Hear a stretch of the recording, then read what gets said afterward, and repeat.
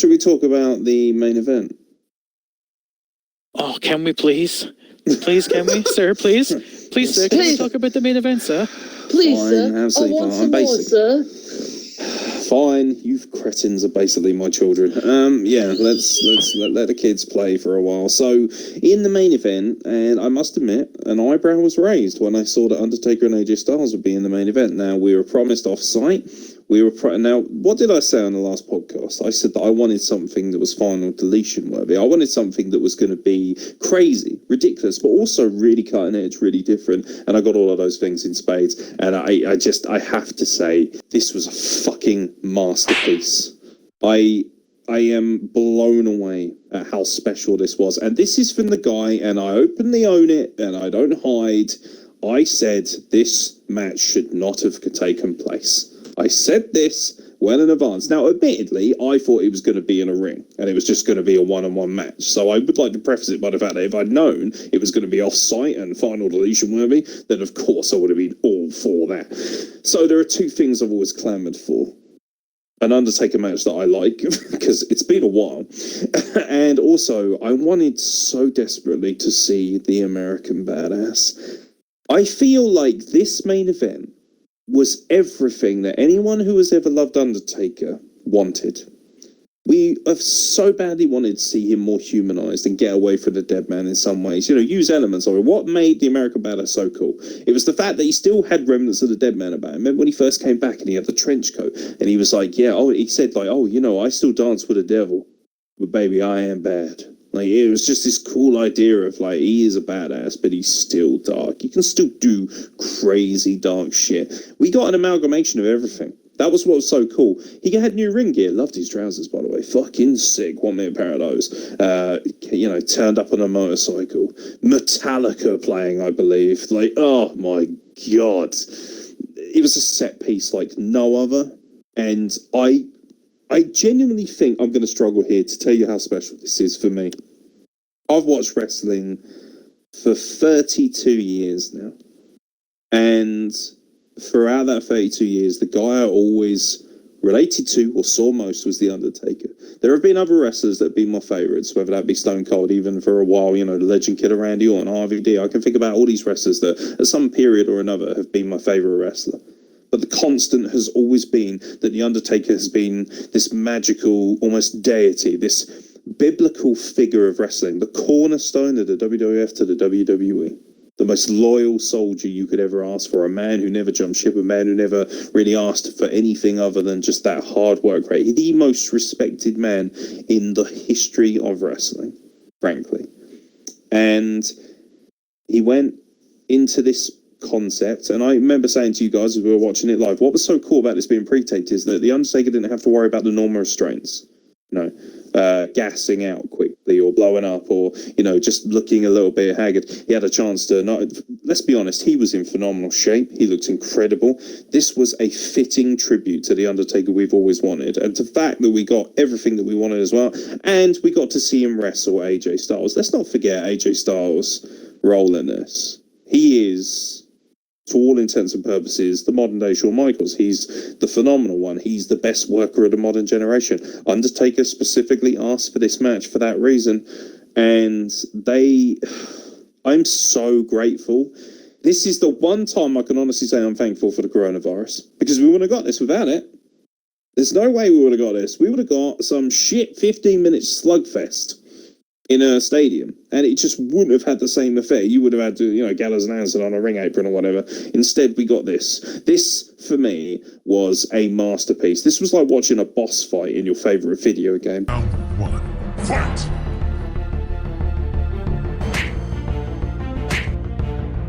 This was like watching the finale of The Walking Dead. This was like seeing the ultimate villain and the ultimate good guy clash. But there were no good guys. There were no bad guys for me. There were just two icons. This felt like Rick Grimes versus Negan in just a knockout, drag-out fight with just a little touch of the paranormal as well, and the supernatural, which you'd expect for The Undertaker. A little bit of teleportation because, hey, it is The Undertaker. But we got everything. And we even got a nod to the old logo. And we also got a televised murder, which it's been a while, to be fair.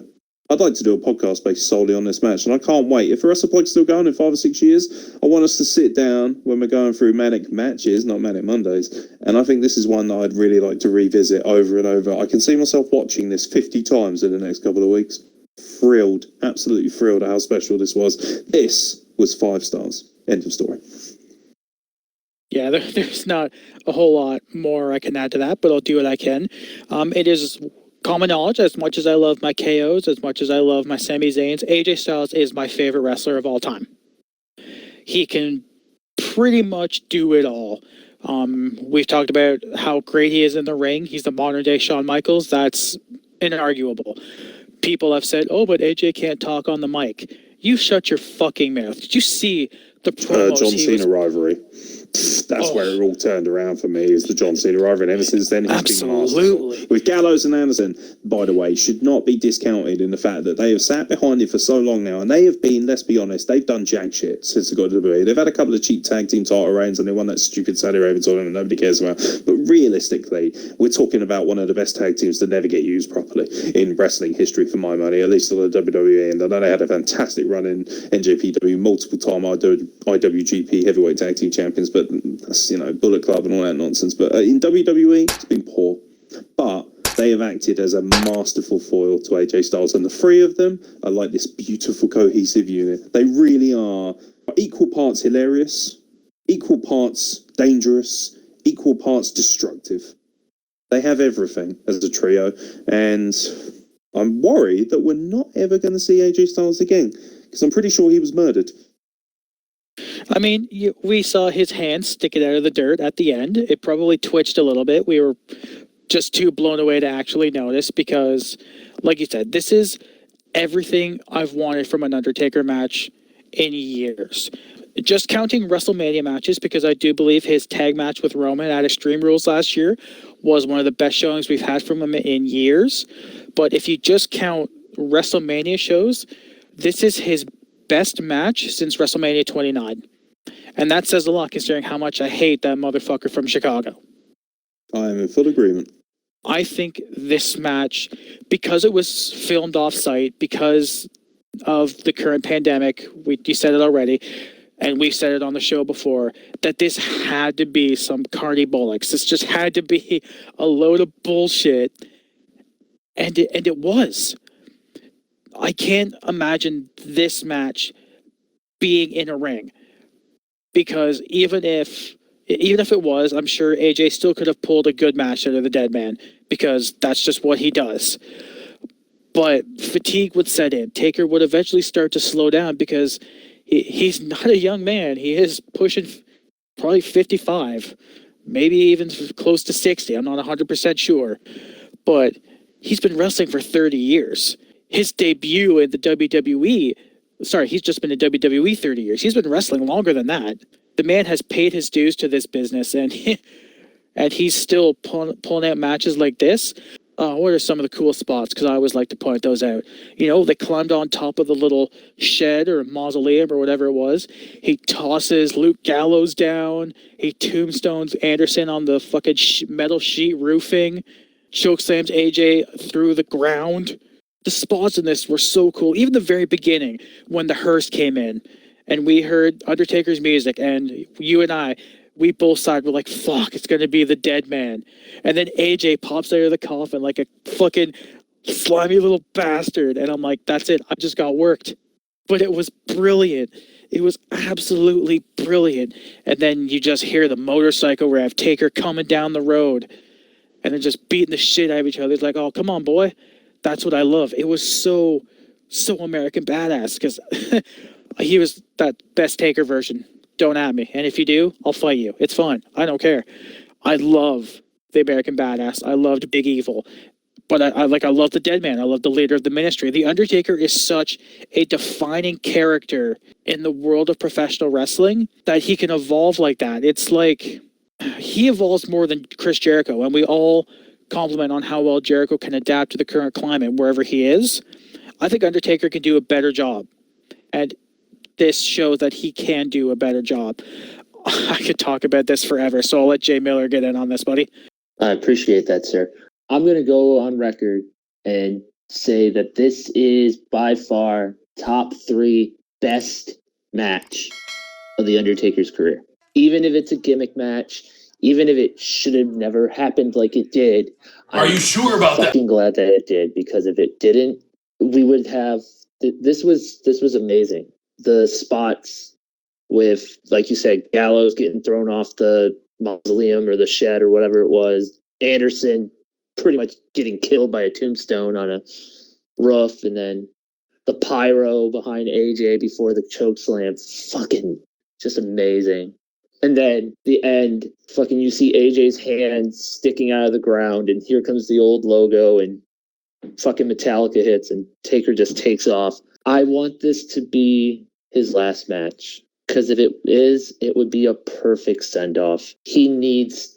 I love The Undertaker. Other than Randy Orton, he's my number 2. Ugh, gross, but continue. Who does number 2 work for?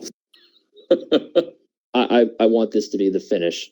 I really do. I think that this would be the perfect way for Taker to come out on Raw and say, I gave Alan a run. He's not here right now. He's kind of, buried under some work or something, just play it off or something.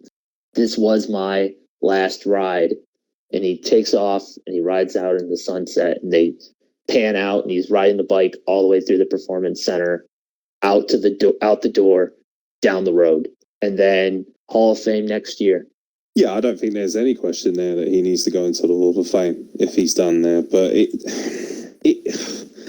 there was an emotional level to this that you're not going to get anywhere else. And a lot of people give Impact Wrestling a lot of shit. They do. They give it a lot of Fuck shit. those people. Fuck those people. Sorry. Okay, that seems... It's really funny that they've used basically something that TNA/Impact was willing to try before them, and that is what has given us the very, very special moment that we saw tonight, ironically enough. Because let's be honest, if they don't do Final Deletion, do you really get this? Do you think they're going to have this idea in their butt? Do you know what? It's kind of weird to say, but I almost feel like Matt Hardy might have had a real hand in the ultimate legacy of what The Undertaker means, because this is going to be a match that is, and there's no question that WWE, with their processing power, with their financial backing, that they were able to produce something even better. For me, this is better than Final Deletion. And I love Final Deletion. I think it's an absolute masterpiece, and I absolutely love that incredible tag team match that Decay had with the Hardys, with the, Vanguard 1, Spraying, Rosemary with the Mist, and so many crazy things going on in there. And I like... I know I ranted on the State of Wrestling address about how wrestling has become this stupid kind of carnival circus in places, but I still like a bit of the circus. I want some seriousness, but I like a bit of the circus too. And this is everything. But do you know what? I felt like it was just the right side of serious, as opposed to being too ridiculous. It was ridiculous, but it wasn't so ridiculous that I just couldn't appreciate it. It had a lot of darkness to it, had a lot of edge to it. The emphasis of the sound effects on the punching as well. I know that a lot of people might think that sounds a little bit cheesy. I actually thought that was really good. I thought it added cadence to it. I thought it added a lot more realism to it. I'm really excited to see what Jim Cornette says, because I know he's going to review it, and he is, I'm really excited to see whether his opinion finally correlates with mine, but... I'm thrilled for this match, and in some ways I want this to be the end of both guys. I don't want to see The Undertaker again. I don't even want to see him on Raw. I just want people to say this, he finally rode off into the sunset the way it should have been, as a real man and not just this zombie dead man. There was some of that there. But I love the idea of this being this almost evil, dark, bloody, romantic ending.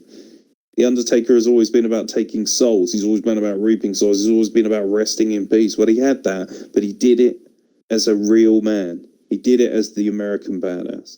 And to see AJ Styles, who is, without a question, one of the greatest performers in wrestling history, not just as an athlete, but also as a character, especially in the back end of his career, if this is his way of saying goodbye as well, what a masterpiece. Never to be seen in WWE again, completely written out of wrestling. Imagine if this was his retirement match. If it is, I doubt it is. You don't want AJ Styles to ever go away, and he's still got plenty of years left in him, as you can tell. But I loved it. The way he was begging him, please don't bury me, almost crying, and Taker sort of looking for remorse and then thinking, no, absolutely not.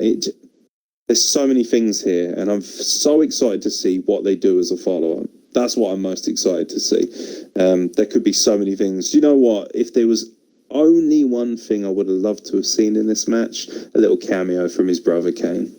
I would have loved to have seen a little cameo. Maybe Kane dispatching Gallows and Anderson, or using the fire. Maybe just when that fire goes off, maybe Kane drags Gallows and Anderson into the fire and then we don't see them again and it's just down to them. But that shouldn't take away from the fact that this is truly, for me, one of the all-time great moments in WrestleMania history. When it counted most and when you wanted to end the story and end the first night on a high, they did that too. I mean, Chris, if all Undertaker matches are like this from now on, I'll watch him until he's literally too old to stand, because this was fucking incredible. But I want to focus in on AJ a little bit. Let's remember, AJ Styles debuted at the Royal Rumble 2016. He's been in the WWE, the air quotes, big leagues, for just over 4 years. And in that time, I think just based on his WWE career alone, he's already made himself a Hall of Fame career. Like, we can talk about all the stuff he did in TNA. We can talk about Ring of Honor. We can talk about New Japan. That's fine. But just in the 4 years he's been in the WWE, he's a 2-time WWE champion with one of the longest reigns in modern history. He was WWE champion in 2017, 2018. Yeah, and he's been, 2 or 3-time United States champion.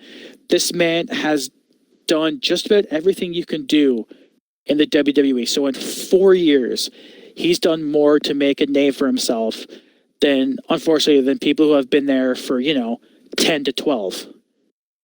That just goes to show how brilliant of a worker AJ Styles is. And he's going to go down in history as, for me, top 3 wrestlers ever. Like, overall, in-ring work, promo work, storytelling, all that stuff, he will be top 3 ever for me.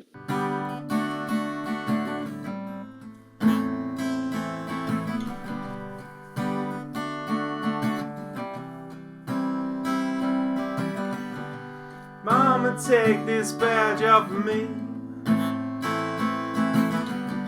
'cause I can't use it anymore.